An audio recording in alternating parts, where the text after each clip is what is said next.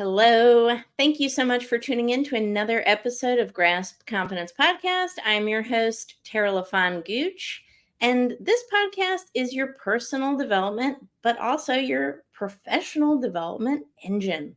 And I can say this with ease because I hire and bring in the best guest speakers every single week to come on this show and teach us the exact strategies they are using to be successful in their personal and professional lives. And this show is no different.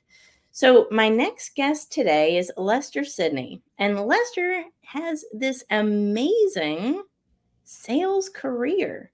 And for a lot of us, sales can be scary. A lot of people in there in businesses, and we're really good at what we do. We're very knowledgeable in that subject, but the sales part is a little intimidating and it can get in our own way sometimes. So I hire and bring in the best people to help us fill in those gaps. And Lester, I would love for you to introduce yourself and tell us a little bit about what you are working on lately. Hey, Tara. Well, first of all, thank you so much for inviting me on the show. Any opportunity I get to share what I've learned over the last 16 years from a sales perspective and helping others and supporting them and through their journey is something that lights me up every single day. So as I mentioned, been in software sales for the last 16 years, currently an enterprise sales manager for a company called Percona. But outside of that, one of the things that I've become extremely passionate about is really mentoring and coaching those individuals who are in sales. And I've gone to another level. And that other level now is sitting on boards for startups and working with founders and CEOs of these companies that are running sales for the first time ever in their life. And there's a lot of challenges that they run into that if they have a seasoned sales professional can easily overcome those. And so one of the things that I've been working hard on is working with these different startups. In addition to that, for the last 5 years, I've been a sales mentor for students at Harvard Business School. There's an entrepreneurial and sales course for MBA students. And that's how I found the two boards that I sit on, because these were students that went through the program that were working on amazing things that really spoke true to my heart in areas in which one was around hockey and sports and the other one from a sales perspective. So outside of that, I have a beautiful family. I have an amazing wife that supports me. Outside of my mother, she's my second biggest cheerleader, I would say. And then my adorable 9-year-old son, Jaden. He is such a stud. And it's great to be a father as well, because there's so many things that I've learned in my sales life that I have applied to being a leader within the household, and both for my son and my wife, Nicole. So again, thank you so much, Tara, for inviting me on today's show today. Absolutely. Well, I love the work that you're doing with entrepreneurs and helping them succeed because, again, a lot of people have big visions, big goals, big aspirations, but it's the sales part that's like a mystery for people. For what I do, I notice that with marketing as well, that the marketing aspect can feel like a mystery to people. And ultimately, these things kind of hold us back sometimes, but it doesn't have to be that way, right? We get to lean on experts. Go ahead. I'm sorry. Oh, no. I was just going to say we need to lean on the experts, and that's why we have people like you, right? Well, I want to go as far as saying I'm an expert, right? So I do have 16 years, so maybe I'm somewhat of an expert.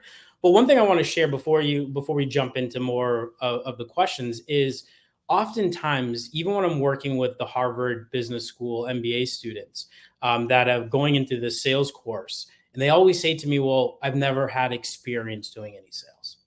Mm-hmm. And the first thing I say to them is that everybody, even those listeners listening now, you are a salesperson, whether you believe it or not.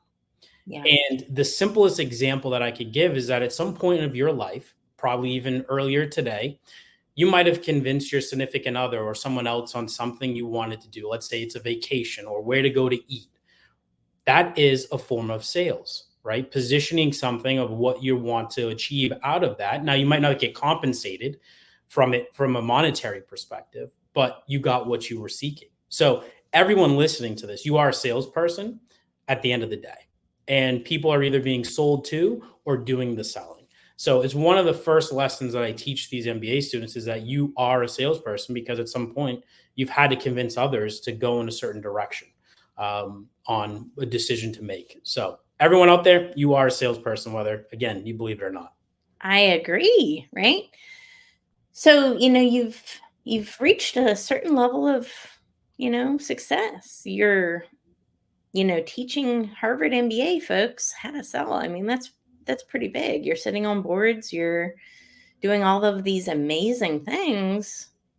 But was it always this way? And I know I'm talking to somebody who's a natural born salesperson, because I do believe that some people are naturally born salespeople. Yeah. But there was still a time in your life, maybe when there was some friction, maybe there was some uncertainty, maybe you were questioning your abilities.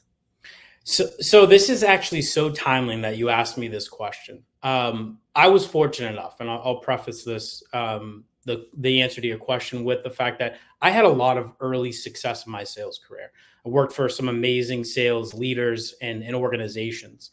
And there was a point where I took a 2-year hiatus from technology sales, and I became a CEO of a cannabis company. And it was a tremendous experience. I raised a seed round of funding, helped grow the company from 1.5 to $4.5 million. And it was an awesome experience. Now, there were some business decisions that led to me stepping down, but also family became very important for me. And I was living in Maine, sometimes 5-10 days in a row. And after I stepped down, I hit a really, really low point. And this is me going to be vulnerable with everyone, where there was 2 months. So it was July and August where I drank a ton of alcohol. And it was, for me, it was numbing myself because, when I took that role, I was like, I'm never going back to sales. And so then I was faced with, well, what are you going to do next? Right? Because I am really good at what I do. And it's not to toot my own horn from a sales perspective, but there were some things that I enjoyed running and leading a company. And I'm like, do I really want to go back into sales? And so I hit a deep, dark depression. And one day my wife looked at me, because I said to her, I was like, oh man, I'm waking up some days super anxious and feeling depression. Some days, believe it or not, Tara, I was sleeping for like 14, 16 hours. Oh. And it was the summertime and we have a pool and there's so many things. And I didn't feel normal some days unless I had some alcohol. So my wife looked at me and said, I think the best decision for you right now is to stop drinking. So I did that. And I haven't had any alcohol since December 16th of, what was it, 2022. So Wow. almost 2 years now. At some point, will I go back and have a drink? Yes, but it won't be to the point where I was abusing it to numb myself, because I was lost. Like, I was lost. I didn't know what I was going to do next. And this is with a turning point in my life where I decided I need to start doing some deep discovery and uncovering, like, who am I? Why am I here on this earth? And what can I do to give back to the world? And so part of this process was going through a number of different executive leadership and personal development programs. But one of the smartest decisions I've ever made in my life is hiring an executive coach who also is my therapist. Now, I've always been big in personal development. And I was like, I can just read books and all of these things. I don't want to invest in so on and so forth in an individual. But it was one of the best decisions. And as part of that journey with that individual, who I still have as part of my kind of extended mentoring group of folks that help me through life, she presented to me the Ikigai. Never heard of it. Never. Yes. Right.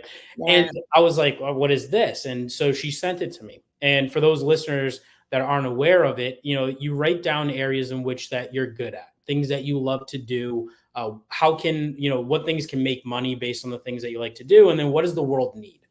And that really helped kind of ground me to find, I love coaching, mentoring, and seeing other people grow. I get so much excitement out of that, especially if I can play a role in them progressing themselves in life. And so, again, that point of my life of transitioning out of a CEO, getting back into tech sales and the alcohol and all this other thing was a trigger for me to really sit back and do some really deep discovery. Now, I'm not done. I'm going to continue to dig into myself. I don't think as individuals, we can ever do enough deep discovery on ourselves in our lifetime. But I've made it a mission for myself to continue to grow by learning more about myself. And through that process, working with that executive coach and therapist really got me back on track to now so many things are coming together, and I'm really niching down on why I'm here on this earth. So powerful. Holy cow, right? And you know what? This exercise, this is something I actually talk about in my book as well, that, we each have this purpose. And sometimes we know what our purpose is, sometimes Mhm. we don't. Sometimes we know what our purpose is and we kind of go off the road a little bit and get distracted and get things come in our life, right? That probably aren't positive for Yeah, us for and sure. derail us a little bit, right? But we can always get back on that road of purpose. And that ikigai, like you're mentioning, is so powerful because it doesn't ask you what your weaknesses are. It asks you what your strengths are. Mhm.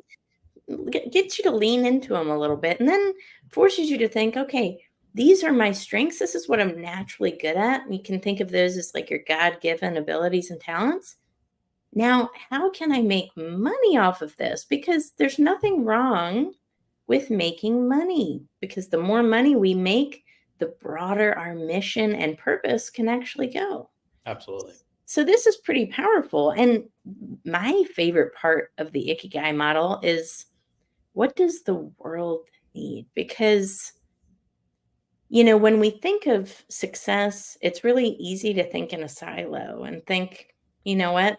I'm going to be successful. I'm going to do these amazing things. But what's even more powerful is when we bring a community with us and actively help shape the world to make it a better place on a collective scale. Yeah. That's really powerful, don't you think, Lester?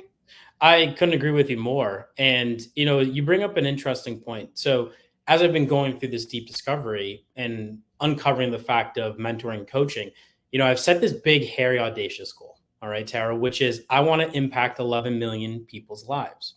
And how am I going to track that? I have no idea. But what I can say, audience, is that if I can have an impact on one of your lives by you listening to today's podcast, and that then in turn, you have an impact on 10 other people, you can see the butterfly effect happening. And so I couldn't agree with you more of, when you're able to find your purpose, right? And then start to build and create a community around it, so much more of an impact and rewarding feeling you're going to get out of that, because more and more people are going to be changed for the better.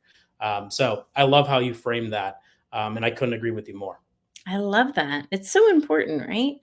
And it's especially important when if we're guided by purpose. So if we're a business owner, let's say, and we're guided by purpose, that we amplify and work with other purpose-driven leaders and businesses. And you do that enough, like you're talking about, it has that ripple effect. And when enough of us come together on that kind of collective scale, that's when we can really change the world. Mhm. And it starts with a small ripple, and the ripple gets larger and larger and larger until the good guys finally win. Yeah. And when you think about it that way, wow, you're not by yourself at that point, because entrepreneurship can be pretty lonely, It right? absolutely can. You're on top and it's hard, but you have a community approach. There's nothing you can't do together. And I think individually we're all pretty good. Together, we could be unstoppable. Yeah. Well, like they say, right? Strength in numbers. Yes. Yes. I love that. So we know, what you've got going on now. We knew that, it wasn't always this way. There was some, struggles with alcohol. And I think that's not uncommon in sales in general. When I was in sales, so before I started my company, I was in corporate sales. I was a director for sales. And I know the pressures Hmm. that come with being in sales, and you go out and hang out with clients and it's an all-inclusive resort maybe, and you're rubbing shoulders, and then they're taking you out to dinner and you're taking them out to dinner, and all of a sudden it's an open tab, and it's not easy, right? And it's really easy to kind of go down that slippery slope of self-medicating and all of these things, and ultimately sometimes we're escaping. Yeah. Is that what it felt like to you? Did it feel like you're running away from something, like you're trying to escape something? You know what? As you say that, yes, there was definitely a point of me that was trying to escape, and that escape was reality. Like my current situation, right? Again, leaving, running a company, and then figuring out, well, what do I do next? Never thought I was going back into, let's say, tech sales. Glad I did, though. I will let all the listeners know that I'm super, super happy at my current employer, and things are just amazing there. But yeah, it was a sense of escape, and then also just numbness, right? Just wanting to numb myself to kind of get myself in a position or in a place where I didn't have to think about anything, right? Not about what I was going to do tomorrow.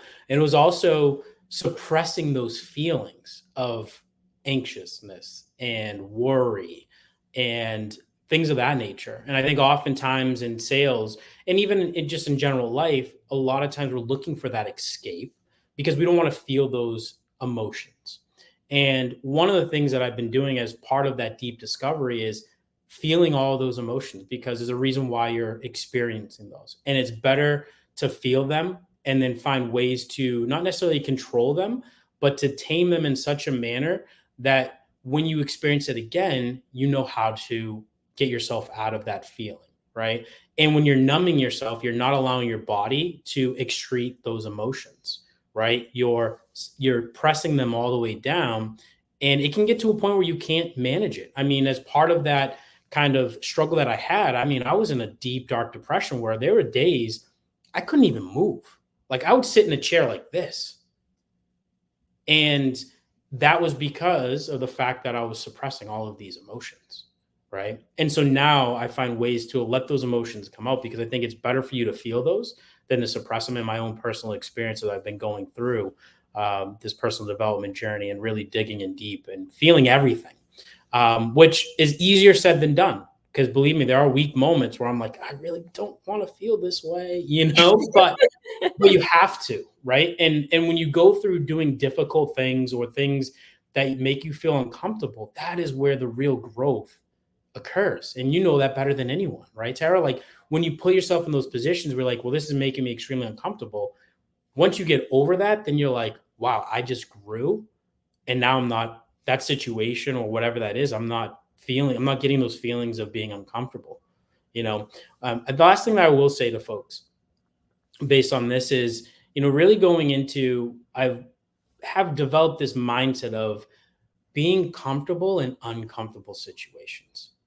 And it is definitely easier said than done. But if you put yourself in these situations that make you feel uncomfortable and you start to train your brain to be comfortable in them and not allow the situation to take control, my God, you are going to experience tremendous growth in your life in all aspects. So again, folks, try to find a way to be comfortable in uncomfortable situations. I love that. There's so much wisdom in that, right? When I look back in, my personal development and professional development journey, the best things I ever did was step outside of my comfort zone, right? I used to hate speaking on stage. I used to hate, I couldn't, even just a few years ago, if you would have told me I would have done a TED Talk, I would have thought you were insane. What is that? Like literally, no, not me. What? TEDx talk, right?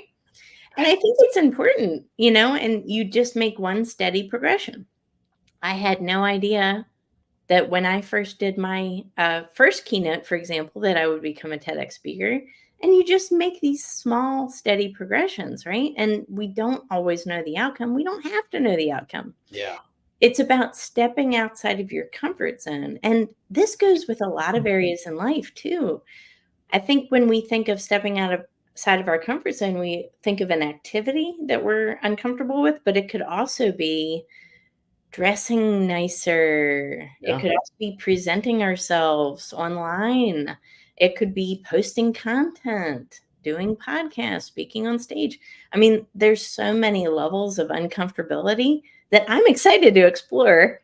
And maybe that makes me a little crazy, but I'm excited to explore them because I know growth, exponential growth, is just right around the corner. So I'm always looking for things that make me uncomfortable because I know it's only going to make me better. Don't you think?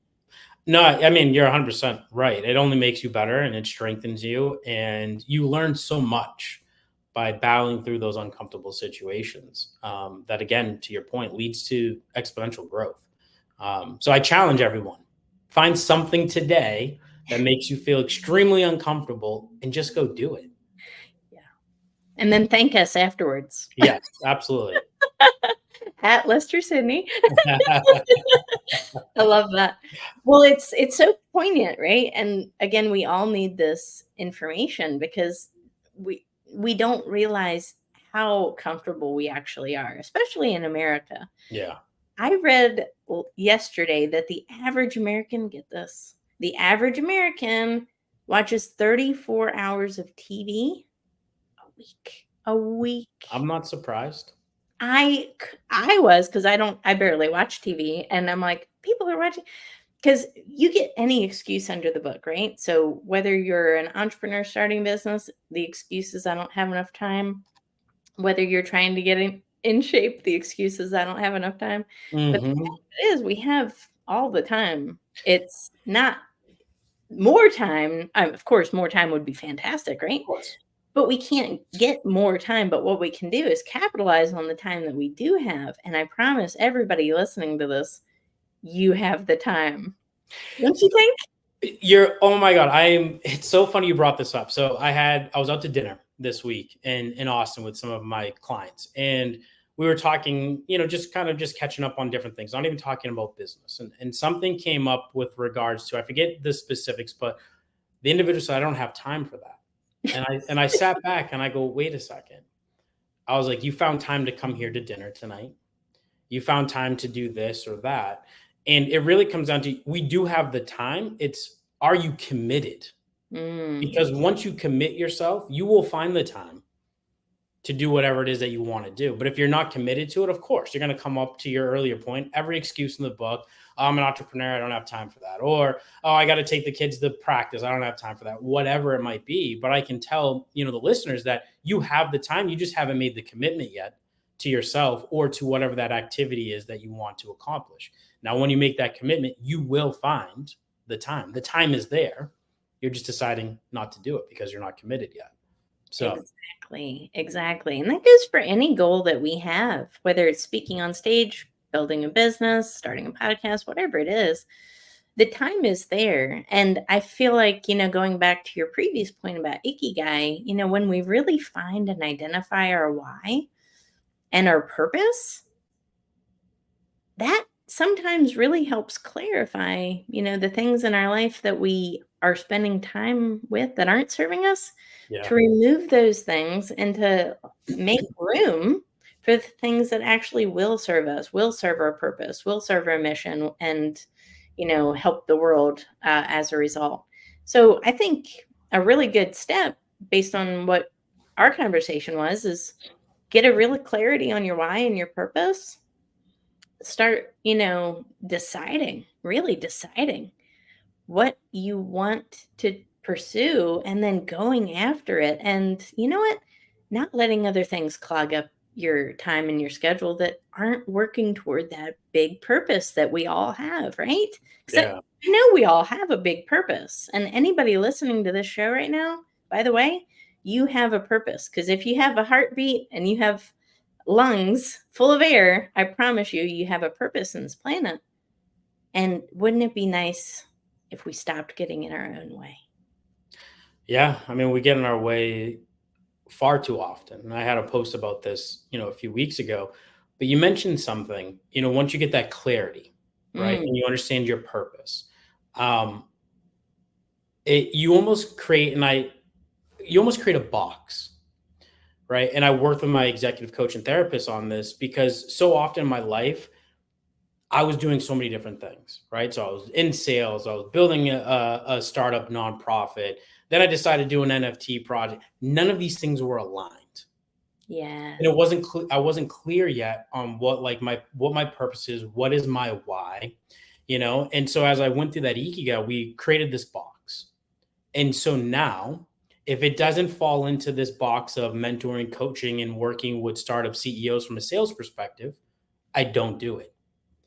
And I've had to turn things away. And in the past, I was always hated to turn things away. I always wanted to support and help people. But now I'm getting really good at saying no.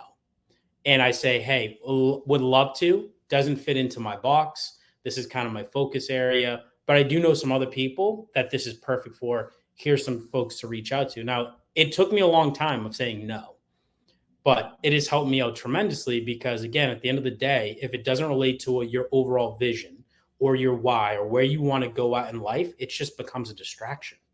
And I was actually listening to an audiobook recently with Robert Sharman, and he was talking about, you get to this level of success. Yeah. And then all these different other opportunities start to come your way. And you're like, well, yeah, maybe I'll dabble in that. And it takes you away from what got you to where you are today. And so he said, you need to block out those distractions because they're going to come. People are going to see you're becoming very successful, and they're going to offer you other opportunities. And he's like, if they don't align to what got you to where you're at and what your bigger purpose is, like, it's only going to pull you backwards. So, saying no is not a bad thing. It actually is a good thing in my perspective. I agree. It's kind of a superpower, right? But there first has to be a level of clarity for you to know what to say yes to and what to say no to. But you hit on something that I truly believe in and love. And part of that's the law of attraction, right? And one of the reasons why this is so pertinent to success is that you're right. The more level of success we have, the more opportunities tend to come to us. So we have to have a little bit of wisdom, we have to have clarity, and we have to ultimately be aligned with that purpose. And I think when you put all of these dominoes in place, right, they all kind of feed off of each other. And it's really important to understand that because when you have a mindset of abundance and when you're really getting successful, again, these opportunities are going to start coming at you like nobody's business. And you and I both know that. So we have to be conscious and cognizant to say yes to the right things and no to the things that don't serve us and aren't aligned with that bigger purpose and mission. Yeah. I love that. So much wisdom in that. There's a lot of wisdom in that. Yes, so much wisdom. But I think anybody who listened to this show today can take away with them a lot of information that they can apply actually right now to start getting that clarity in their lives and businesses, to start aligning with things that do serve them and saying, again, no to the things that don't. So do you recommend a good first step is getting that clarity with something like an Ikigai? I would say that's definitely the first step. And then I would say secondly is really seriously consider getting an executive coach. And I will say this, some of the best coaches out there, they don't come in with some framework or some, let's say, worksheets. They just ask the right questions, right? And through their questions, they guide you to obtaining that clarity. But yeah, I would suggest starting first with the Ikigai. Then secondly, consider an executive coach. And then I'd say the third thing would be start to apply the things that you're learning about yourself in the Ikigai to trying to create something for yourself, whether it's being an entrepreneur and starting a new business, whether it's taking on a new career, right? There's a whole bunch of things that you'll uncover about yourself. And then the fourth part is actually taking the steps. So once you find somewhat of that clarity of what is going to drive you, what your purpose and why is, start taking the necessary steps. And you don't have to like climb Mount Everest. It's take one step in that direction, right? And then before you know it, you'll take a second and a third and a fourth. And at the end of the day, everyone's purpose and why will change sometimes depending on where you are in your life. So also be cognizant of the fact of this might be your purpose today, but in 10 years, you'll be in a different part of your life, right? And it might adjust. So maybe you sit down and redo that. So I think we can also over time have what I would say like a rebirth, right? Or a transition in our lives where, yes, that was our why, but now it's switched because now I'm in a different part of my life. So I would say those are the four things that I would suggest the listeners take on. I love that. So great. So everyone do a little bit of research into the Ikigai model. I talked about this 2 or 3 episodes ago as well. So this is a reoccurring theme in our show is, again, to find that deep level of purpose, because I know that each one of you has a deep purpose and is here for a powerful reason. But the only way we can align with that purpose is by figuring it out and taking some time to get that clarity. And then once we get that initial clarity, game on. Start taking those action steps to put it into reality. So wonderful. Thank you so much for being on the show today, my friend Lester. Any parting words, any last words of wisdom for us today? I would say the parting words will be, you have what it takes within you to accomplish anything you want to in this world. But the first step to doing that is believing in yourself and your abilities. And that's what I will end, the today's podcast on, because I think too often in life people don't believe in themselves. And yes, I've been successful in working on other things, but there have been times where I didn't believe in myself. And what I found in that time was I do have everything within me to do what it is that I want to. So being aware, if you're ever having self-doubt or not believing in yourself or imposter syndrome or some of these other things, just know that if you dig deep inside and believe in yourself with positive words of affirmation, let's say, and gratitude, you'll get yourself out of that. So again, I would just end on that: is you have everything inside of you to accomplish anything. Just believe in yourself. I love that. As I always say, I say this a lot as well, that we all have those tools inside of us. And when we are ready, all of the ability will be furnished to us. I like that. Believe me, when I say that, folks, it will be furnished to you. God bless everybody. Thank you so much for tuning in today, and we will catch you on the next episode. Take care.